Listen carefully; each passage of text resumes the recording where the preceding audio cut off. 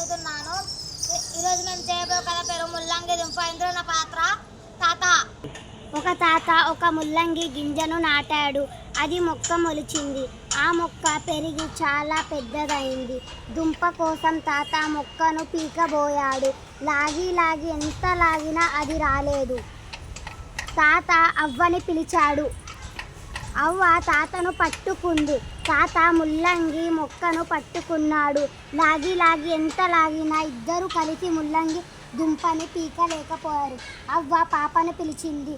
పాప అవ్వను పట్టుకుంది. అవ్వ తాతని పట్టుకుంది. తాత ముల్లంగి మొక్కను పట్టుకున్నాడు. లాగి లాగి ఎంత లాగినా అందరూ కలిసి ముల్లంగి దుంపను పీకలేకపోయారు. పాప కుక్కని పిలిచింది. కుక్క పాపను పట్టుకుంది. పాప అవ్వను పట్టుకుంది. అవ్వ తాతని పట్టుకుంది. తాత ముల్లంగి మొక్కను పట్టుకున్నాడు.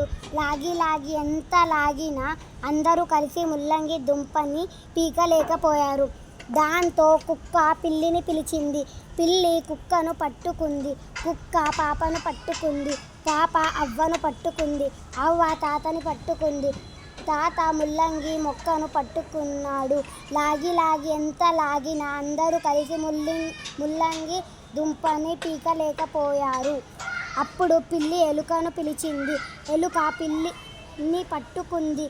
పిల్లి కుక్కను పట్టుకుంది. కుక్క పాపను పట్టుకుంది. పాప అవ్వను పట్టుకుంది. అవ్వ తాతను పట్టుకుంది. తాత ముల్లంగి మొక్కను పట్టుకున్నాడు. లాగి లాగి అందరూ కలిసి లాగారు. ఆఖరికి ముల్లంగి దుంప బయటకి వచ్చేసింది.